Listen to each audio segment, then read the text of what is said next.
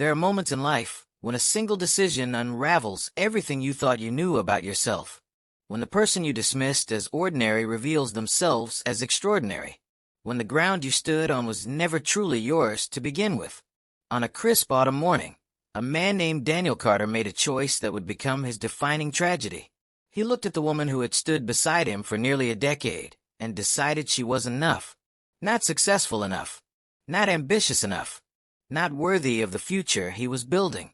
What Daniel didn't know, what he couldn't have imagined in his most fevered dreams, was that the woman he was about to cast aside held more power than he would accumulate in 10 lifetimes.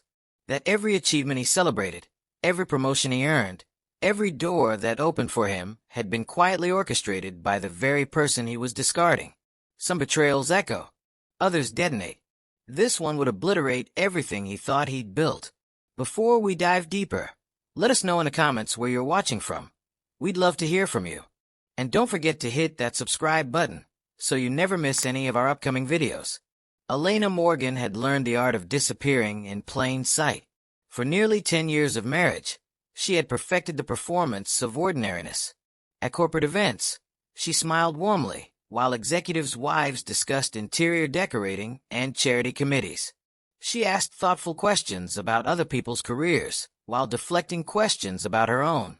She dressed elegantly, but not ostentatiously, spoke intelligently, but never domineeringly. To everyone who met her, Elena was simply Daniel Carter's wife. A woman of means, certainly. Her family background suggested old money, but without ambition or drive of her own. The kind of partner who supported her husband's career while living a comfortable, unexamined life of leisure. The reality was something else entirely. Elena's grandfather had built Meridian Global from nothing in the early 1960s, transforming it into a multinational empire worth $43 billion. When he passed 7 years earlier, he left everything to Elena, his only grandchild, the inheritor of his vision and his fortune. But the inheritance came with a condition. Her grandfather had made her promise to remain anonymous, to manage the company through layers of corporate structures, to watch and learn who people truly were when they believed she held no power over them. It was a test of character, not hers, but everyone around her. Daniel and Elena had met when she was 25, fresh from completing an MBA at Columbia while secretly managing her grandfather's empire through encrypted communications and proxy votes. Daniel had been ambitious, charming, full of dreams about rising through the corporate ranks. He worked at a rival firm then, and Elena found herself drawn to his energy, his determination, his apparent lack of concern about her lack of a traditional career. They married 18 months later, and Elena, believing she had found something genuine, made a decision that would define the next decade. She arranged for Daniel's hiring at Meridian Global 2 months after their wedding. She personally reviewed his qualifications, approved his initial compensation package, and watched from behind her veil of anonymity as he flourished in his new role. She told herself it was opportunity, not manipulation. She wanted to see him succeed, wanted to believe their marriage was built on authentic connection rather than the gravity of her hidden wealth. So she gave him the platform and observed as he climbed, intervening only occasionally through her corporate proxies, a strategic assignment here, a well-timed promotion there, always careful to preserve the illusion that merit alone was propelling him forward. For 6 years, the arrangement worked beautifully. Daniel rose from project coordinator to department head to vice president of strategic development. He would come home energized, discussing his latest victories, analyzing competitive dynamics, strategizing his next move. Elena listened with genuine pride, never mentioning that she had read the same quarterly reports, attended the same board meetings through secure video feeds, signed off on the same decisions he was celebrating. But success has a way of revealing character, and Daniel's ascent began transforming him. The ambitious young man she'd married gradually gave way to someone harder, more entitled, less kind. He started making comments about Elena's lack of professional identity, questioning how she spent her days, suggesting she was wasting her education and potential. The irony was suffocating. Elena spent 40 to 50 hours weekly managing a global corporation, participating in acquisition negotiations, reviewing strategic initiatives, making decisions that affected thousands of employees across 4 continents. She did it all from their second bedroom, while Daniel assumed she was reading, taking online courses, or meeting friends for coffee. "You should think about getting back into the workforce," he said one evening, his tone casual but edged with criticism. "Even something part-time. Just to stay engaged, you know? Give yourself some purpose beyond waiting for me to come home." Elena had swallowed her response, reminding herself of her grandfather's wisdom. That hidden power revealed truth, that she needed to see who loved her without agenda, who valued her when they believed she contributed nothing tangible to the world. The comments escalated over the following months. Daniel began introducing her at networking events as "my wife. She keeps busy at home." He stopped asking her opinion on business matters. He grew irritable when she offered observations that contradicted his assessments, even though her observations invariably proved correct within weeks. The man who once valued her mind now seemed embarrassed by her existence. The crisis accelerated 3 months ago when Daniel received his promotion to senior vice president, a decision Elena had actually opposed during the board discussion, but been outvoted on by other executives who found his performance exemplary. His new position came with a corner office, substantial compensation increased to $775,000 annually, and frequent collaboration with Sophia Reynolds, the company's 34-year-old director of client relations. Sophia was everything Daniel apparently wanted Elena to be: polished, professionally accomplished, aggressively networked, wrapped in designer labels that broadcast success. She was also, Elena discovered, sleeping with her husband. The evidence came through a private investigator Elena hired after Daniel's behavior shifted dramatically. Late nights became routine. His phone acquired passwords. His attention toward Elena evaporated entirely. The investigator's report contained photographs that broke something fundamental inside her. Daniel and Sophia at exclusive restaurants, luxury hotels, weekend conferences that weren't conferences at all. If you're still watching, take a second to like, share, and subscribe. It helps us keep bringing you powerful stories every week. According to the investigator's notes, Sophia believed Daniel was being positioned for the CEO role. She told Confidence she was building a relationship with a future industry titan, someone whose trajectory would carry them both to extraordinary heights. The affair was partly romantic, significantly strategic. Elena sat in her private office, a space in a building Daniel didn't know she owned, staring at evidence of his betrayal, feeling something break and reform inside her simultaneously. She'd given him everything while concealing who she was. He'd responded by pursuing a woman who only wanted the power he didn't actually possess. The irony would have been darkly amusing if it hadn't been devastating. The morning everything changed arrived with cruel clarity. Elena was preparing coffee when Daniel emerged from their bedroom carrying luggage, his expression cold and resolved. Through the window, she could see Sophia's luxury vehicle parked below, the woman herself leaning against it with the confidence of someone who believed she'd won. "I'm leaving," Daniel announced without preamble. "Divorce papers will be delivered this afternoon. I need you out of this apartment by Friday."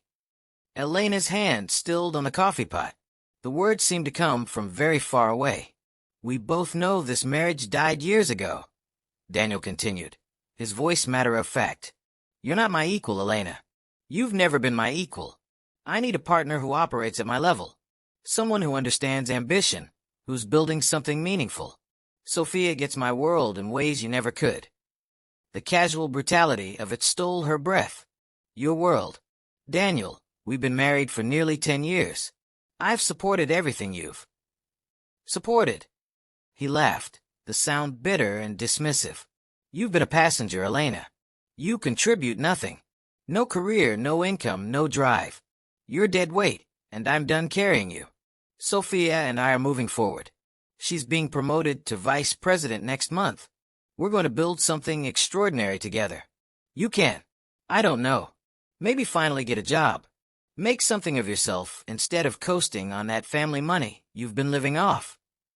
The family money that controlled $43 billion. The family money that paid his salary, funded his promotions, made possible every success he attributed to his own brilliance. But Elena said nothing, just watched him load his bags while Sophia waited below, with a smile that spoke of triumph. "I hope you'll be happy," Elena said quietly, her voice steady despite the earthquake inside her chest. Daniel paused at the door, something almost resembling pity crossing his features. "I don't expect you to understand. You've never had real ambition, never grasped what it takes to succeed at the highest levels. But maybe this will be good for you. Force you to finally do something meaningful with your life." After he left, Elena sat alone in the penthouse. Her penthouse, purchased through a corporate entity Daniel had never thought to investigate, and made a decision. Her grandfather's test was complete. Daniel had revealed exactly who he was when he believed she held no power. A man who could discard her with clinical efficiency for a mistress and a promotion. Now it was time to show him who she actually was. She called her attorney first, then her chief financial officer, then the chairman of Meridian Global's board, a position she'd held anonymously for 3 years, casting votes through proxies and secure communications. By sunset, the machinery was in motion, and Elena felt no guilt whatsoever. The executive conference room at Meridian Global was designed to project authority, floor-to-ceiling windows overlooking the city skyline, a table carved from single-piece mahogany, ergonomic chairs that cost more than most people's monthly rent. Daniel arrived early, wanting to demonstrate enthusiasm and engagement.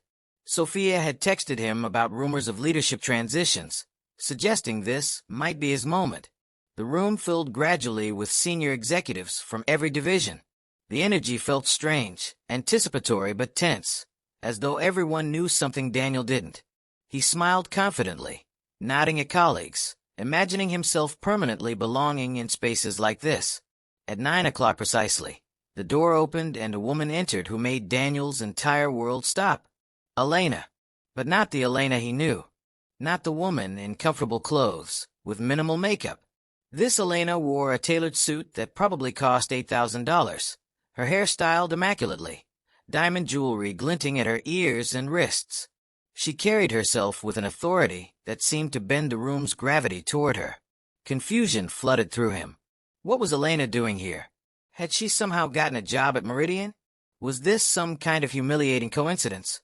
Elena took the seat at the head of the table, the CEO's chair, and smiled at the assembled executives with cool professionalism. "Thank you all for coming on short notice," she began, her voice clear and commanding. "I know many of you have questions, so let me address them directly. My name is Elena Morgan Carter, though most of you know me through board communications simply as E. Morgan, or as the anonymous majority stakeholder referenced in company documentation." Daniel felt ice water flood his veins. "For 7 years," Elena continued, her eyes sweeping the room but deliberately avoiding Daniel, "I've managed this company from behind a veil of anonymity, attending board meetings through secure channels, making strategic decisions through proxy votes, maintaining my privacy as my grandfather requested when he left me controlling interest in Meridian Global, 68% of all shares, currently valued at approximately $29 billion. The room was utterly silent except for Daniel's ragged breathing. "I maintained this anonymity to observe how the company operated without the distortion of visible ownership," Elena explained. "To allow merit to determine advancement rather than politics. To understand who people truly were when they believed I held no power over their careers." Her eyes finally found Daniel, and the look she gave him was surgical in its precision. "However, recent events have made it clear that anonymity has enabled certain behaviors I can no longer tolerate. It's time for transparency, accountability, and significant changes in leadership." What followed was systematic devastation. Elena presented evidence of expense fraud, corporate funds used to finance Daniel's affair with Sophia, detailed documentation of professional misconduct, a forensic accounting of resources misappropriated for personal benefit. "Effective immediately," Elena said, her voice like tempered steel. "You're terminated from Meridian Global. Security will escort you from the building. Your final compensation will reflect deductions for fraudulent expenses. The signing bonus you received for your recent promotion, $200,000, is forfeit per terms you clearly didn't read carefully." Daniel tried to speak, but no sound emerged. Additionally, Elena continued without mercy. The penthouse lease is terminated immediately. You have 24 hours to remove your personal belongings. The vehicle you've been driving, the Mercedes you believe you own, that's a company car issued to senior executives. You'll surrender it to security along with your access credentials and equipment. She turned to Sophia, who had been shrinking steadily in her chair. Miss Reynolds, you're also terminated effective immediately. Your involvement in the expense fraud makes you complicit, and your judgment in conducting an affair with a married superior demonstrates catastrophic lack of professionalism. As security appeared at the door, Daniel found his voice one final time, desperate and breaking. Elena, please. I'm sorry. I made a terrible mistake. Don't do this. We can fix this. She looked at him with something resembling pity, but her eyes remained cold. You loved what you thought I was, Daniel. Powerless, dependent, beneath you. You loved having someone to condescend to, someone who made you feel superior. But the real me, the woman with intelligence, capability, and resources to build empires, you never even looked for her. You were too busy looking down to ever see who I actually was. Where will I go? He whispered as reality crashed over him. The apartment, the car, everything. Then I suggest you figure it out quickly, Elena said without emotion. You called me dead weight with no prospects. Let's see how you manage with actual dead weight and no prospects. Perhaps you'll learn something valuable, though I doubt it. The aftermath was devastating and methodical. Elena's attorneys pursued Daniel relentlessly. Prenuptial damages, corporate fraud claims, criminal investigations that resulted in probation but destroyed what remained of his reputation. His name became a cautionary tale in business publications.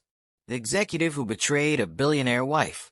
The man arrogant enough to discard the woman who owned everything he thought was his. Sophia vanished from the industry entirely. Her career finished before it truly began. She'd gambled on Daniel's projected trajectory and lost everything when that trajectory became free fall. But Elena wasn't interested in Daniel's complete destruction, only in his understanding that actions carried consequences. 6 months after everything collapsed, she encountered him one final time outside a charity event. He was gaunt, wearing worn clothing, holding a sign that read corporate professional seeking opportunity.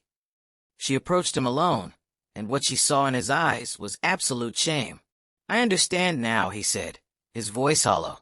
What I lost, what you were, what I threw away through my own stupidity and arrogance.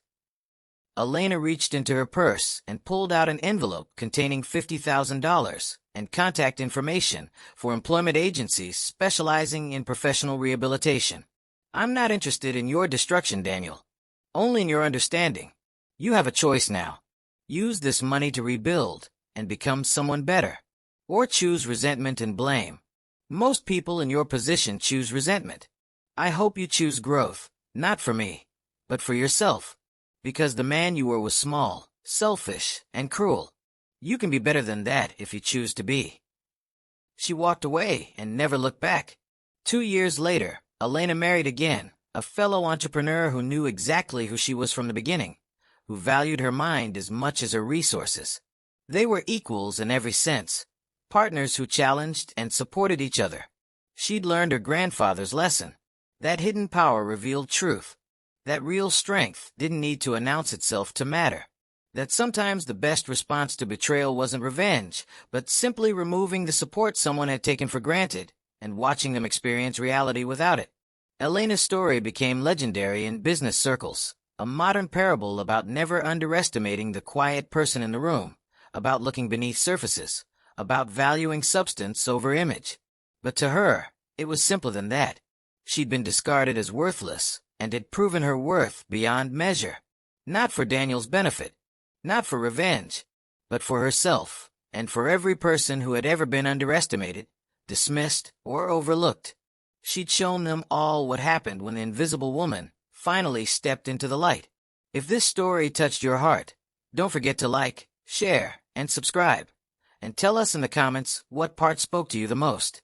And if you thought this one was powerful, wait till you hear the next story we're working on.